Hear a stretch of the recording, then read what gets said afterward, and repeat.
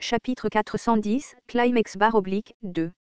Chapitre 410, épisode 78 Climax/2. Sheok-Jun-Jyong dégaina son épée en avançant. Ses fables, trempées sur l'île des réincarnateurs, s'enroulèrent autour de lui et ondulaient comme de vrais muscles. Allons-y, petit transcendant. Kirgyo grimpa sur l'épaule de Sheok-Jun-Jyong.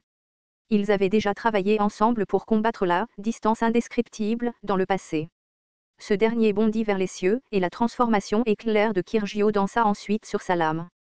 Et tandis que le courant électrique blanc pur et brillant enveloppait la silhouette de Sheok-Jun-Jyong, il commença à scintiller comme un dieu de la foudre.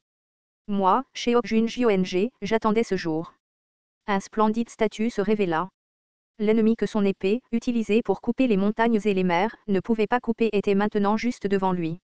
Il s'entraîna dur pour perfectionner la quatrième épée, incomplète pour ce moment précis. Afin de lutter contre ce vide absolu et incommensurable, il passa d'innombrables heures à créer une compétence d'épée. Et voici le résultat. Sa fable, condensée étroitement jusqu'à être presque prête à éclater, s'enflamma, et le courant électrique de Kirgyo tourna violemment autour d'eux. Les constellations au sol levèrent toutes les yeux. Une constellation et un transcendant. Comme pour se moquer des statues de ces deux-là, le clone de la distance indescriptible ouvrit grand ses gueules vers eux. Et juste avant que la mâchoire ouverte du brouillard des ténèbres n'engloutisse la lumière des étoiles. La quatrième loi. La lumière jaillit de l'épée de Sheok-Jun-Jyong. La quatrième épée qui décapite le vide. Le centre du brouillard se scinde lentement, tout comme le ventre d'une bête tranchée, quelque chose a commencé à fuir de ce centre exposé. L'œil jaunissant dépassant du brouillard des ténèbres a commencé à se désintégrer tout en crachant des fables. De nombreuses constellations ne peuvent détacher leurs yeux de la gloire martiale affichée par la première épée de Goryo. Les mâchoires de nombreuses constellations sont tombées devant ce spectacle incroyable. Toutes les constellations au sol ont été stupéfaites par ce qu'elles ont vu. Même s'il ne s'agissait que d'un clone, leur adversaire était toujours, indescriptible distance, le nettoyeur de Starstream et la calamité qui a dévoré toutes les probabilités déformées. La calamité largement connue comme invincible, a été coupée en deux par Sheok-Jun-Jyong. Personne n'a même réussi à saisir clairement la forme de ce coup d'épée. Seul Yu Jung-Byuk a réussi à reconnaître cette attaque. Même l'homme qui avait précédemment coupé une étoile en deux semblait complètement abasourdi à cet instant. La lame formée par la volonté. Le pouvoir de couper le monde avec rien d'autre que sa propre détermination, le sommet qui ne serait atteignable que par l'entraînement aux arts martiaux. Et Sheok-Jun-Jyong avait atteint cette hauteur élevée après être devenu une constellation. Il n'y a aucune existence qui ne puisse être coupée par ma lame. Debout dans le spectacle de lumière explosif, Sheok-Jun-Jyong regarda le brouillard se disperser et sentit le sentiment de libération l'envahir. Combien de temps a-t-il enduré juste pour pouvoir couper cette chose? Cette extase du moment, quand il est entré dans le royaume de l'esprit vide et que sa volonté elle-même est devenue l'épée. La quatrième épée qui décapite le vide, du style des quatre épées, était le cumul de tous les arts martiaux qu'il avait maîtrisés. Il regarda dans la direction de Yu Jung-Byuk et cria. Allez-y, descendant. Va chercher Kim Dok-ji. Malheureusement, il n'a pas pu finir ce qu'il disait, une force d'impact incroyable par derrière a réussi à détruire tout son corps d'incarnation. Il est tombé comme un météore et s'est écrasé profondément dans le sol. Alors que sa vision était instable, il s'est forcé à lever les yeux, et c'est à ce moment-là qu'il a réalisé ce qui lui était arrivé. Quelqu'un a commencé à marmonner près de lui. Oh, cher Seigneur, Starstream pourrait être terminé à ce rythme. Il ne pouvait pas le comprendre, Sheok-Jun-Jyong sentait son corps trembler de manière incontrôlable. Mais comment? Je l'ai coupé tout à l'heure, alors comment? Comme si ce qui s'était passé un instant n'était qu'une blague, l'œil géant dans le ciel le regardait toujours. Il y avait plus d'un clone. Tellement, en fait, que tout le ciel semblait en être recouvert. Des clones de la distance indescriptible, des dizaines et des dizaines d'entre eux, descendaient au sol afin de dévorer tout ce qui vit en dessous. Uaak. Les constellations de niveau figure historique, vaincues par la terreur, ont commencé à courir vers l'autre côté de l'horizon. Malheureusement, la calamité a également afflué de ce côté-là. Karereraak. Des crocs s'élevant de l'intérieur du brouillard ont écrasé les corps d'incarnation des constellations comme la pulpe molle d'un fruit. Il n'y avait plus d'endroit où fuir ni se cacher maintenant. Bien que légèrement meilleure que de faire face aux ondes de choc du dragon de l'Apocalypse, cette situation était néanmoins tout aussi désespérante. Tout le monde, calmez-vous. Vous l'avez tout vu, n'est-ce pas? Nous pouvons nous battre contre cette créature. Dionyso cria jusqu'à ce que sa voix devienne rauque, mais les constellations ne pouvaient tout simplement pas se battre ensemble. Merde, les constellations de Olympus avaient dépensé une quantité considérable de leur statut en résistant aux 2 ondes de choc précédentes et ne pouvaient plus afficher leur prouesse habituelle maintenant, et même Underworld avait utilisé beaucoup trop de sa probabilité et cherchait la bonne fable. Au moins, Uriel et le dragon de flamme noire se battaient encore bien. Perdez-vous. J'ai dit, éloignez-vous de moi, bande de bâtards puants. Yu Jung-byuk, en Suyong et Jong-ui-won libérèrent leur statut, le dos pressé l'un contre l'autre. Ils prévoyaient de continuer à lutter contre le brouillard des ténèbres et de se précipiter vers l'endroit où Kim Dok-jia avait disparu dès qu'une ouverture serait créée. Cependant, aucun espace de ce type ne s'ouvrit pour eux. À ce rythme, ils seraient anéantis avant même de commencer à le secourir. Bon Dieu! Il n'y a personne d'autre. Il n'y a pas d'autre ami de Kim Dok-jia encore quelque part. Peu importe à quel point en Suyong se creusait la tête, elle ne parvenait pas à trouver quelqu'un qui pourrait l'aider. Les statues du dragon de flamme noire et d'Uriel déclinaient progressivement maintenant. Constellation, juge du feu semblable à un démon, regarde fixe Mont, scribe du ciel. Constellation, dragon de flamme noire abyssale, dit qu'il ne peut toujours pas utiliser la main droite de la destruction du vide. Le brouillard des ténèbres avait enveloppé île des réincarnateurs, ce qui revenait à peu près à avoir terminé sa préparation pour dévorer cet endroit tout entier. C'est à peu près à ce moment-là que les taches de lumière semblables aux phares d'une voiture brillèrent au loin. En même temps que des cris stridents, quelque chose arriva à leur côté après avoir dépassé la déflagration. Un véhicule plutôt familier aux membres de la Kim Dok-jia Company apparut au-delà de la poussière étouffante. Ça va devenir plutôt gênant si tu te blesses ici. Tu as encore 3 autres publicités à tourner pour moi, après tout. La porte de la Ferrarghini de classe X s'ouvrit et l'homme d'âge moyen aux cheveux gris agita la main avec un sourire. Il portait un polo rose avec des images d'ananas gravées dessus, ainsi qu'un gant déchiré.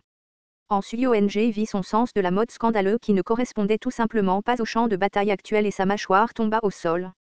Mass production type maker. Plusieurs constellations luttant contre la calamité commencèrent à marmonner entre elles après l'avoir entendu. Mass production type maker. Non, ce type ne sera pas d'une grande aide. Je crois que j'ai déjà entendu parler de lui. Aveuglé par les pièces, il continue à débiter des fables de pacotille. En Suyong regarda ce créateur de type production de masse. Il était censé être une constellation de niveau fable, mais contrairement à son rang, le statut qu'elle pouvait ressentir n'était rien d'extraordinaire. Le créateur de type production de masse gloussa de bon cœur. Il semble que je ne sois pas si fiable que ça. Son observation détendue poussa Thor à arrêter de boire du vin et à crier en retour. Oui, monsieur Steady. Puisque vous êtes venu, dépêchez-vous de nous donner un coup de main. Nous avons un besoin urgent de toute l'aide que nous pouvons trouver, même de la part d'un vieux. Mais je ne suis pas venu ici pour me battre. Alors pourquoi diable êtes-vous venu ici? Eh bien, je pensais sponsoriser des pièces, voyez-vous. Vous êtes un vieux fou. À quoi cela servirait-il en ce moment? Les constellations ne purent retenir leur colère et crièrent si vous vous présentez pour débiter des bêtises, alors foutez le camp d'ici. Un vieil homme puant aveuglé par des pièces. Étrangement, le fabricant de type production de masse ne montra aucun signe de faiblesse. C'est à ce moment-là que en Suyong s'est souvenu d'une certaine conversation qu'elle avait eue avec Kim Dok-jia dans le passé. Alors qu'elle regardait le fabricant de type production de masse discuter avec les Dok Abyss à l'extérieur de la cabine d'enregistrement, elle lui a demandé. Et, Kim Dok-jia? Qui est cette constellation, au fait? Il ne me semble pas si fort que ça. Pourquoi ces Dok Abyss rampillent devant lui comme ça? Kim Dok-jia a répondu comme si c'était la chose la plus évidente au monde. Parce que, il a beaucoup de pièces. Comme Kim Dok-jia à l'époque, le fabricant de type production de masse souriait brillamment en ce moment. Je ne peux pas vous comprendre, les jeunes. Pourquoi rejetez-vous tous les pièces comme ça? Qui se soucie de ces consommables? Avec un bruit de rotation, une pièce est apparue sur le dessus de la paume du fabricant de type production de masse. Ce n'était qu'une seule pièce. Maintenant, regardez attentivement. Cette pièce ne ressemble-t-elle à rien de plus qu'un consommable, pour vous? Ne vous êtes-vous jamais demandé pourquoi Starstream utilise ces pièces comme unité de négociation standard? Vous ne trouvez pas cela étrange? Quelle connerie essayez-vous de dire maintenant? Tout en regardant les clones qui avaient empiété juste devant son nez, le maker de type production de masse prit la parole. Laissez-moi vous donner un indice. Tout dans Starstream est créé par des fables. Dans ce cas, qu'en est-il des pièces, alors? Est-ce le signe de la sénilité? Je suis occupé, alors arrête de me parler. Les constellations se concentrèrent sur le lancement de leur énergie magique dans l'espace qui les entourait comme si elles ne voulaient plus entendre les divagations d'un vieil homme. Yuong, cependant, continua d'écouter même lorsqu'elle était toujours piégée dans cette situation urgente. Et la chair de poule éclata sur toute sa peau. C'était exactement comme le maigre de type production de masse l'avait dit, tout dans Starstream était une fable. Dans ce cas, pourquoi l'unité d'échange de Starstream n'était-elle pas des fables, mais des pièces? Chuchuchuchu. Une énorme quantité de probabilité jaillissait tout autour du créateur de type production de masse. Et tandis qu'il baignait dans l'influence de cette probabilité, son propre statut montait de façon explosive. Ce taux d'augmentation stupéfiant choqua les constellations du bien et du mal, et elles regardèrent tout le créateur de type production de masse.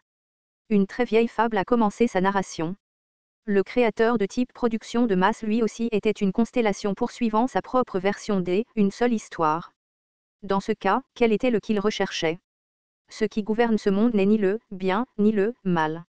C'est capital. Il a ensuite jeté cette pièce très haut dans les airs. Yu Jung-Vyuk l'a vu, ainsi que Yuong et Jong Hui-won. Mais aucun d'entre eux n'a vu le montant écrit sur cette pièce. Et je possède plus de pièces que quiconque dans Starstream. Plus précisément, ils auraient cru le montant qui était prétendument écrit dessus. Si l'on voulait créer un miracle comme celui-là avec des pièces, combien faudrait-il dépenser? Quelqu'un a dépensé beaucoup de pièces. Fable, matérialisme, a commencé sa narration. Peu de temps après, un boom assourdissant a retenti de l'autre côté du ciel où la pièce avait disparu. Accompagné du bruit de déchirure, une porte tourbillonnante s'est ouverte là-bas. C'était une porte. Une porte à sens unique a été générée. La porte que seuls les Dock Abyss et le bureau pouvaient ouvrir a en fait été ouverte par une simple constellation. Le bureau de Starstream examine la probabilité du scénario applicable. L'invocation a commencé. Plusieurs formes humanoïdes ont commencé à apparaître au-delà de la porte elle-même. Avec un visage détendu appartenant à un vacancier, le fabricant de type production de masse haussa les épaules. Oh, au fait. Vous aviez raison sur un point. Je suis nul au combat. Des rayons de lumière aveuglants ont explosé de l'autre côté de la porte. Le vieil homme a mis une paire de lunettes de soleil comme s'il s'y attendait et a continué. Au lieu de cela, je peux amener quelques amis qui sont très bons dans ce domaine en faisant cela. Certaines personnes étaient invoquées sur le champ de bataille à travers la porte. Le premier à les reconnaître était Yu Jung-Vyuk. Maître. Le sein de l'épée brisant le ciel et les transcendants volaient maintenant hors de la porte. Il y avait aussi plusieurs autres visages familiers parmi le groupe à côté d'elle, comme le point unique invincible, Yuong. L'un des êtres les plus puissants de l'île des réincarnateurs était entré dans ce scénario afin de leur prêter assistance. La raison de l'arrivée tardive du sein de l'épée du ciel brisant devait avoir quelque chose à voir avec le fait de les persuader de venir ici. Cependant, l'expression de Yu Jung-Vyuk ne s'est pas améliorée même à ce moment-là. Seront-ils suffisants pour arrêter cette calamité? Il y avait des dizaines de clones de la calamité, chacun si puissant que les constellations de niveau fable ne pouvaient même pas en gérer un seul. Peu importe la puissance du sein de l'épée du ciel brisant et de Yuong, cet ennemi n'était pas quelque chose qu'un groupe de transcendants pouvait vaincre. Mais il y avait un autre visage familier juste à la fin des transcendants descendants. Sérieusement, maintenant. Tu aurais dû nous aider à venir ici dès le début, tu sais. C'était Jang Yuong. Quelques compagnons lui crièrent dessus, l'appelant. Elle sourit gênée et fit un signe de la main en retour. Désolée d'être si en retard. J'essayais de persuader quelqu'un. Persuader? Jang Yuong ne pouvait cependant pas continuer. Parce que l'entrée de nouveaux êtres puissants a fait changer la direction de leurs attaques aux clones de la distance indescriptible. La nervosité a rapidement teint son expression alors qu'elle regardait le dieu extérieur s'approcher de son emplacement. Jang Yuong avait vu ces choses dans le monde des démons. Elle savait très bien que l'actuel ne pouvait même pas faire face à un seul clone. Mais c'était uniquement avec ses propres pouvoirs. Juste à l'instant suivant, une aura dorée a explosé de sa silhouette. Une quantité incroyable de statues se déchaînaient avec elle comme centre. Ses boucles dorées s'étalaient comme des vagues et un fin bandeau doré apparut au-dessus de son front pâle et lisse. Et puis, un magnifique manteau de fourrure de couleur dorée recouvrait tout son corps. Elle ouvrit lentement les yeux pour révéler l'aura inquiétante tourbillonnante de Golden Gaze, Fiery Eye. Constellation, Abyssal Black Flame Dragon, plisse les yeux. Constellation, Demon Like Jage of Fire, est surpris bêtement. Constellation, Goryo First Sword, soupire. Toutes les constellations de type neutre ne peuvent cacher leur étonnement. Tout le monde présent a reconnu le propriétaire de ce statut. Il était impossible de ne pas le faire. Jang Yong a tendu la main et le bâton le plus lourd du monde s'est retrouvé dans sa main l'instant d'après. Des yeux arrogants et distants fixaient le ciel azur, et tous les nuages du monde tremblaient en même temps. Va sauver Kim Dok-jia. Ces mots n'ont pas été prononcés par Jang Yong. Constellation, prisonnier du bandeau d'or, s'est incarné dans le scénario. Épisode 78. Climax 3, fin.